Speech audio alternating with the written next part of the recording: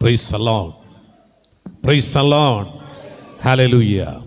അനുഗ്രഹീതമായ ഈ പകലിൻ്റെ ധന്യ നിമിഷങ്ങളിൽ ഈ ആത്മീക ശുശ്രൂഷയിലാഗതരായിരിക്കുന്ന എല്ലാ വിശ്വാസ സമൂഹത്തിനും യേശു കർത്താവിൻ്റെ നിസ്തുല്യ നാമത്തിൽ സ്നേഹ അഭിവാദനങ്ങൾ അറിയിക്കട്ടെ. Praise the Lord. ആമീൻ. ഇന്ന് പകൽക്കാലം ആമീൻ, പ്രൈസ് ദി ലോർഡ്, ക്രൂശിൻ്റെ ചുവട്ടിൽ നിൽക്കുന്ന ഒരു ചെറിയ സമൂഹമായി, ആമീൻ, ചെറിയ ആട്ടിൻകൂട്ടമായി നമുക്ക് ഒരുമിച്ച് കൂടുവാൻ ആമീൻ ഇടയായതോർത്ത് ഞാൻ ദൈവത്തെ സ്തുതിക്കുന്നു. ആമീൻ. ഹോസന്ന പാടുവാൻ, ഹല്ലേലൂയ, ആമീൻ, കർത്താവിൻ്റെ നാമത്തിൽ വരുന്നവൻ വാഴ്ത്തപ്പെട്ടവനെന്ന് പാടുവാൻ ആമീൻ ഒത്തിരി പേരുണ്ടായിരുന്നു. Praise the Lord. എന്നാൽ ക്രൂശിൻ്റെ ചുവട്ടിൽ വളരെ കുറച്ചു പേർ മാത്രമേ ഉള്ളായിരുന്നു. ആമീൻ. പ്രൈസ്. പെട്ടകത്തിൽ പ്രവേശിച്ചത് അല്പജനമായിരുന്നു. മനസ്സിലായവർ ദൈവത്തെ സ്തുതിക്കാം. Praise the Lord. ആമീൻ. അല്പജനമായി ആമീൻ, പ്രൈസ്, ദേശത്തിൻ്റെ നടുവിൽ നമുക്ക് ഒരുമിച്ച് കൂടുവാൻ ലഭിച്ച ഈ അനർക്കവേളയ്ക്കായി ഞാൻ ദൈവത്തെ സ്തുതിക്കുക. ആമീൻ. Praise the Lord.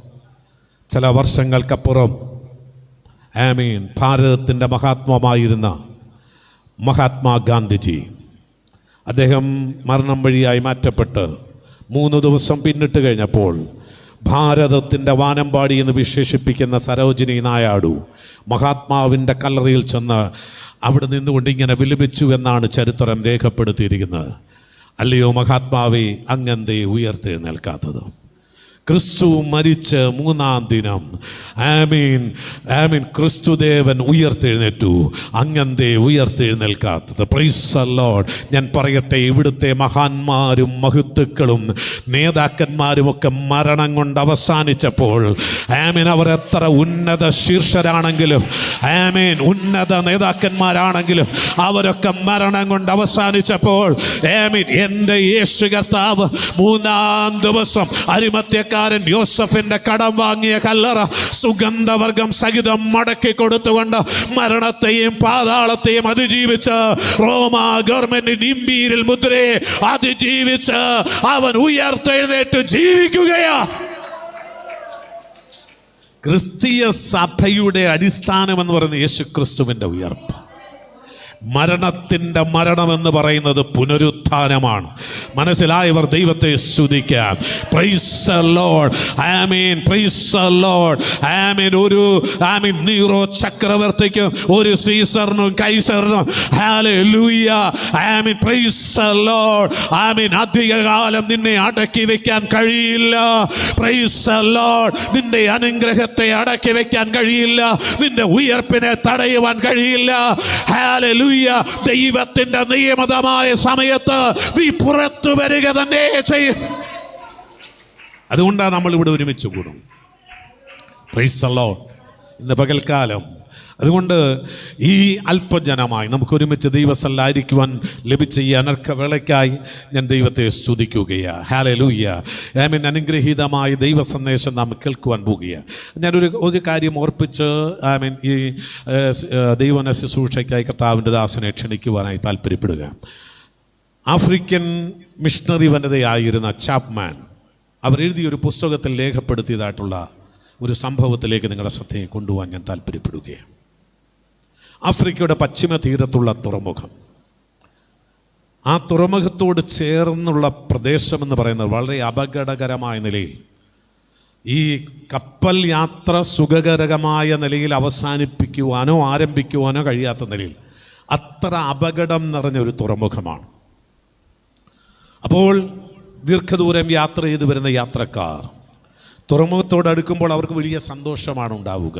ഏതാനും നിമിഷങ്ങൾക്കകം അവിടെ കാൽ കരയിൽ കുത്തും.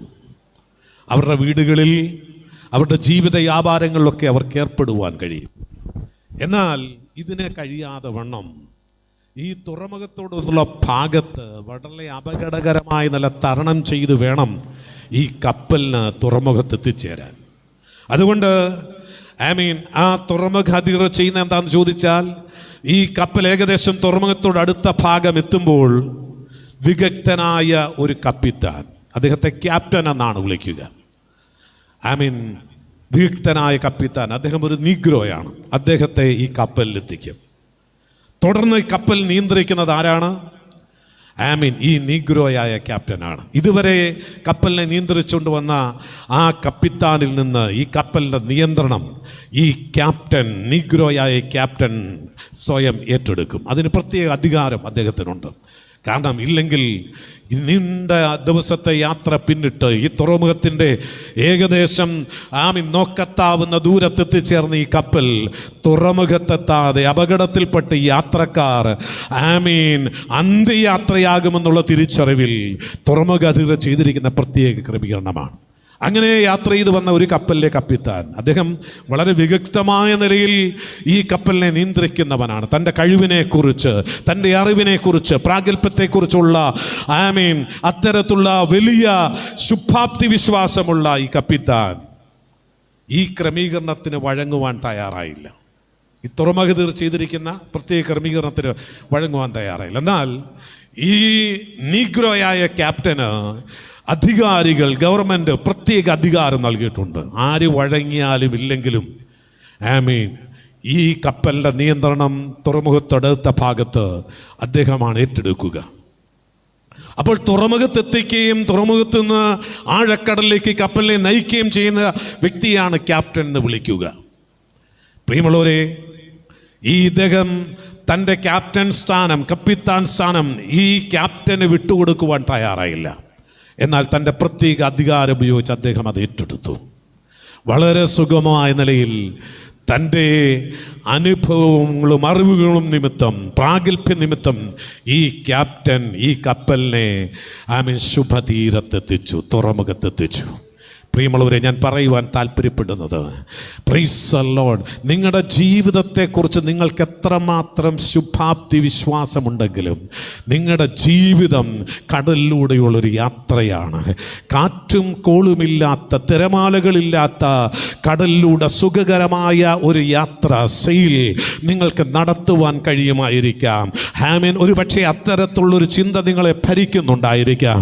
എന്നാൽ ഞാൻ പറയട്ടെ, നിങ്ങളെ തുറമുഖത്തെത്തിക്കുവാൻ കഴിയുന്ന ഒരു ക്യാപ്റ്റൻ ഇവിടെ വന്നിട്ടുണ്ട്. ഒരു ക്യാപ്റ്റൻ ഇവിടെ വന്നിട്ടുണ്ട്. ഏത് ജീവിതത്തിൻ്റെ സാഹചര്യങ്ങളുടെ നടുവിലും, കൂരിരുട്ടിൻ്റെ നടുവിലും, നക്ഷത്രങ്ങൾ കാണാതെ, കര കാണാതെ ജീവിതത്തിൽ എവിടെ എത്തിച്ചേരും, ആര് സഹായിക്കും? ഹല്ലേലൂയ.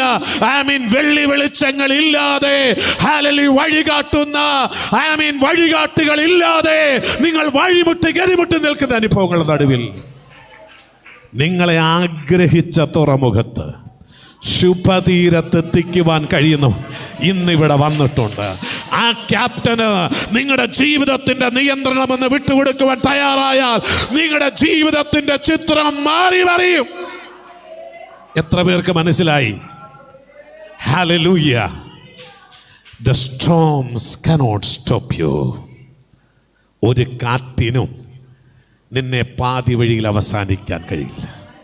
ഉയർന്നു പൊങ്ങുന്ന, വാവിളർന്നു നിൽക്കുന്ന തിരമാലകൾക്ക് നിന്റെ ശുഭതീരത്തെ എത്തുവാനുള്ള ദൈവിക പദ്ധതിയെ തടയാൻ കഴിയില്ല. Praise the Lord, praise the Lord. മനസ്സിലായവർ ദൈവത്തെ സ്തുതിക്കാം. നിന്നെക്കുറിച്ചുള്ള ഒരു വാഗ്ദത്തങ്ങളും പാതി വഴിയിൽ അവസാനിക്കത്തില്ല. ഒരു രോഗത്തിനും പാതി വഴിയിൽ നിന്നെ ഇല്ലായ്മ ചെയ്യുവാൻ കഴിയില്ല. ഒരു കടബാധ്യതയ്ക്കും ഒരു നഷ്ടബോധത്തിനും ഇന്നലകളിൽ ഒന്നിനു പുറകെ ഒന്നായി വന്ന പരാജയങ്ങൾക്ക്, നിരാശകൾക്ക് നിന്റെ വഴിമുടക്കിയാകാൻ കഴിയത്തില്ല. ഒരു ശത്രുവിനും നിന്റെ വഴികളെ തടയുവാൻ കഴിയത്തില്ല. ഒരു പ്രതിലോമ ശക്തികൾക്കും നിന്റെ വഴികളെ തടയുവാൻ കഴിയത്തില്ല. നീ ആഗ്രഹിച്ച തുറമുഖത്തെത്തും. Praise the Lord, praise the Lord, praise the Lord. മനസ്സിലായവർ ദൈവത്തെ സ്തുതിക്കാം. വിശ്വസിക്കുന്നവർ ദൈവത്തെ സ്തുതിക്കാം. ഹല്ലേലൂയ.